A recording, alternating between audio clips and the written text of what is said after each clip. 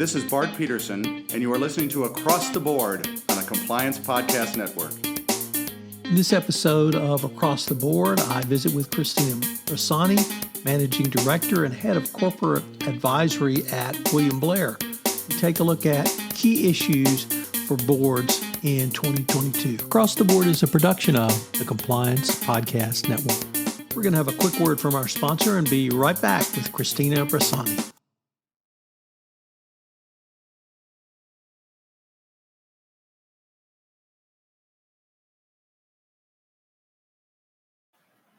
Hello, everyone. This is Tom Fox back for another episode, and today I'm thrilled to have with me Christina Bresani. Christina has a really interesting corporate advisory practice that touches on a wide variety of areas. And Christina, I am thrilled to have you on the pod, and thank you so much for taking the time to visit with me today. I'm thrilled to be here. Christina, could you tell us about your professional background? Sure, I'm happy to. I joined investment banking following my graduation from a liberal arts college called Wellesley, where I majored in economics and Spanish. And I decided that I wanted to find my way onto Wall Street to really bolster that liberal arts education and learn about how business works, how companies are valued, and really hone all of those quantitative skills that I didn't get in my liberal arts education. And once I got up that initial learning curve, I realized that I really liked what I did and I liked the people that I worked with. And here I am 25 years later, still on Wall Street. I joined right out of school, UBS, and I was there for about 20 years. And then I joined William Blair about 5 years ago, and I currently lead a team that focuses on advising public companies on all things mergers and acquisitions. So could you tell us a little bit about what William Blair is? And you've told us a little bit about your role there, but also more into your corporate advisory practice. William Blair is a private partnership that focuses on advising our clients. We have 3 separate business units, and I'm part of the investment banking unit. And I lead a team called the Corporate Advisory Team, which is a team focused on advising our public company clients. We started the team in December of 2019, and it really came about organically because when I was first hired to William Blair, I was actually hired to lead our financial services team, but I kept getting pulled in on all of these interesting public company assignments to help our clients think strategic questions that they were having. And so we looked at that and said, look, there's a need here from our clients. We should form a team specifically focused on giving our clients the kind of advice that they're needing. So we assembled a team by recruiting people both externally and internally. We're approximately 35 people now. And while we're relatively new, the people that we hired came from a lot of the big name bulge bracket firms like Goldman, Lazard, JP Morgan. And so you put everyone's experience together and it's pretty staggering, even though we're a brand new team from a formation perspective. Christina, I've been in the corporate world and have followed the role of boards of directors for 20 plus years. And I can't think of a more challenging time for boards and to be a board member. And to me, that challenge starts with the age-old problem of how does a board provide meaningful oversight without managing? So how would you help a company's board think through that what I think is a basic issue, but is as important as it has ever been? We're helping our clients think through a lot of tough issues that they're facing right now. I think you're absolutely right. I think it's a tough place out there to be a public company, given all of the market dislocation, given the threats of a recession, given the leverage markets falling away from what they used to. There's a lot of change going on. And we're working with a lot of our clients to answer those questions and really help them figure out what strategic direction they want to take. And I think, the boards that we work with the best boards, they ask the hard questions. They don't micromanage their teams and they trust their teams, but they do their homework. And I love the board meetings where we have board member posing a lot of hard and thoughtful questions based on their experience and what they're seeing elsewhere in the market. Let me go to some of the either key themes for this year or next year that you're seeing, or maybe it's what are some of the key questions you and your team are getting. But I wanted to start with an introduction. I saw my daughter this weekend who's 25, and kind of out of the blue, she asked me, why would a company ever buy another company when they didn't want to be bought? And I grew up in Boone Pickens era from the 80s. So I gave her a little tutorial on what that used to be like. But I wanted to use that as an introduction. Are you seeing more unsolicited offers or perhaps other types of transactions that are on the increase? Or are those days really gone forever? No, we're actually seeing a lot of unsolicited offers. Now, the difference from the days that you're thinking of might be that they might be unsolicited, but they don't always end in hostile offers. Typically, they end up friendly. So about 85% of the transactions that we're seeing right now start with an unsolicited proposal.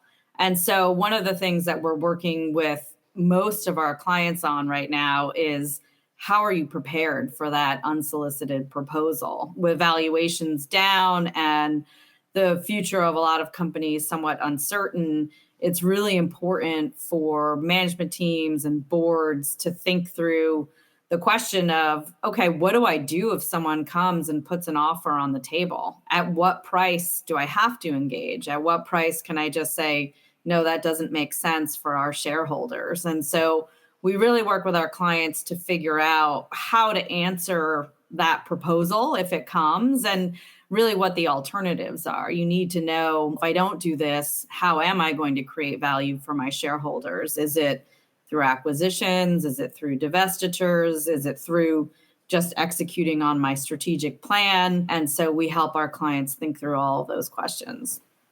Can I maybe flip that question? Because I'm always intrigued when an unsolicited offer is made that a company can review publicly available information and see something that perhaps no one else saw, or they look at things in a different way and they see a value or a potential value. And so they make an unsolicited offer that may become a friendly offer or a friendly takeover. But do you advise companies who are actively engaging and just looking? So just to make sure I understand the question, you're asking, do we advise the companies who might be the buyers, who might be the people putting in those unsolicited proposals? Right. Yes, we work with all of our clients to evaluate acquisition and merger opportunities. And then if something is of interest to them, we help them think through how to best get engagement from the company that they're most interested in. And sometimes that include a strategy of registering your interest to an unsuspecting CEO or board member. But it's no one size fits all. I think there are always intertwined relationships between boards and companies. And the real goal is to get all the brains together in a room to figure out if a deal makes sense for both sets of shareholders, whether it's a cash deal or a stock deal. And what we're doing when we're advising on the buy side is really trying to figure out, how do we maximize the possibility of you getting a good outcome here? What are you seeing in the larger corporations in terms of prioritizing their portfolio optimization? Yeah, we continue to work with a lot of our clients to evaluate whether they, keep all of their various different businesses or think about potentially selling one or spinning one off. I think it really is situational specific. So it depends on where you are in terms of your market position in each particular division. It depends on what market valuations are, and if you were to sell something, what you could sell it for. And then there's the question of, if you sell it, what do you do with that cash, and how do you redeploy it to generate more value for your shareholders? And it doesn't always make sense to divest divisions, but it's something that we're really looking at with a lot of our clients to figure out, can we create more shareholder value if we are more focused and perhaps redeploy not only our time, but our money into places where we might be able to create more shareholder value. Over the past few years, I've seen a huge increase in the discussion around data and data analytics, the use of data analytics. And so I now wanted to use that as background to introduce the question of, are you seeing non-tech companies accelerate a focus on digitalization? And is digitalization different than data analytics from your perspective? Yeah, I think digitalization is table stakes now. And most of our clients, if they're not already doing it, are evaluating how to do it, whether they're doing it organically or they're going out and acquiring the capability. And so I really do think that every company is thinking about it and needs to be thinking about it to be able to achieve their goals and deliver good results for their shareholders. Where do you see his role in corporate governance and perhaps even the expansion of M&A? I think ESG has come to the forefront as a focus area for boards. And it's one of those things that I think is a must-have. It's not a nice-to-have. And so ESG can take a lot of different forms. It can take the form of diversity. It can take the form of environmental. And I find boards are focused on it less so from how do we go out and acquire this capability, and more so, how do we make sure that we've got the right diverse set of perspectives from a management team, from a board perspective, and making sure that they've got the right people in place and the right people who are thinking about the issues in terms of informing their everyday decisions.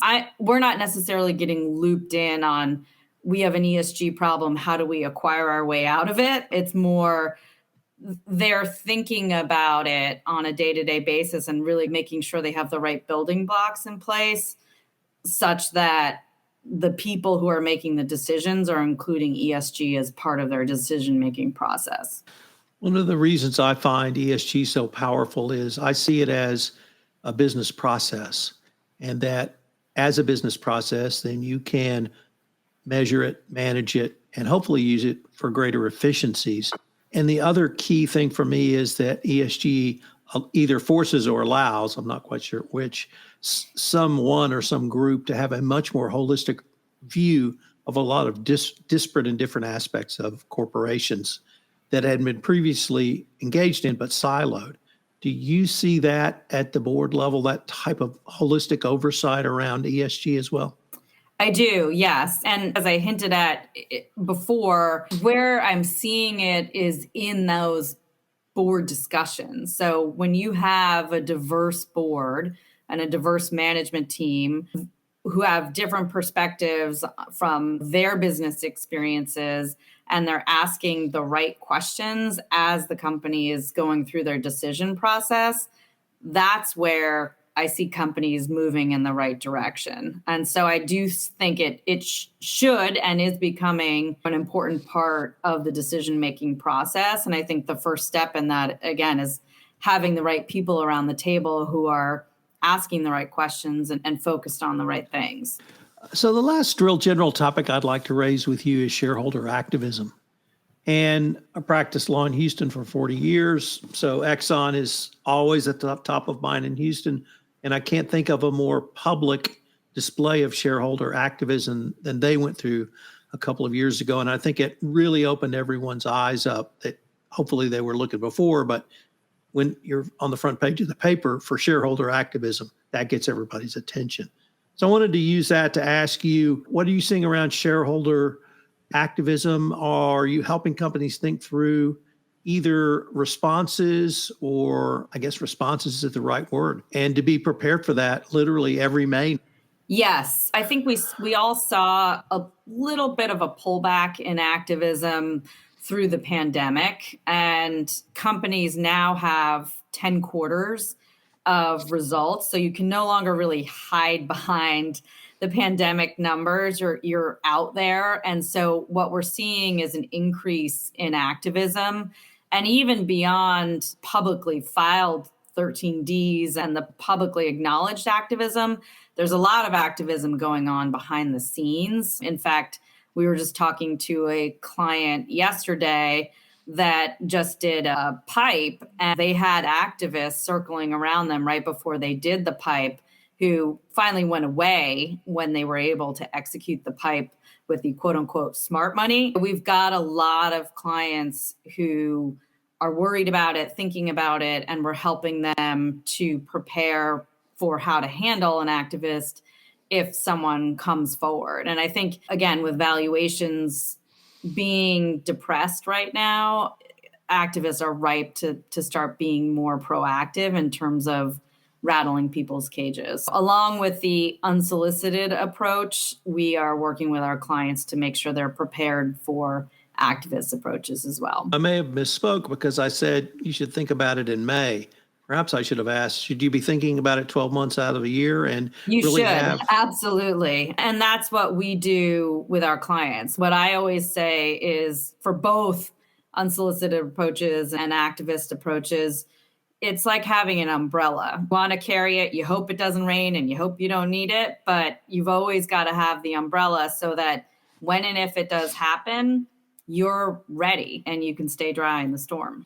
Christina, are there any issues that you and your team have flagged down the road that you're starting to bring to board's attentions in 2025 or even beyond, or is it a continuation of some of the key themes you've picked up on in 2022?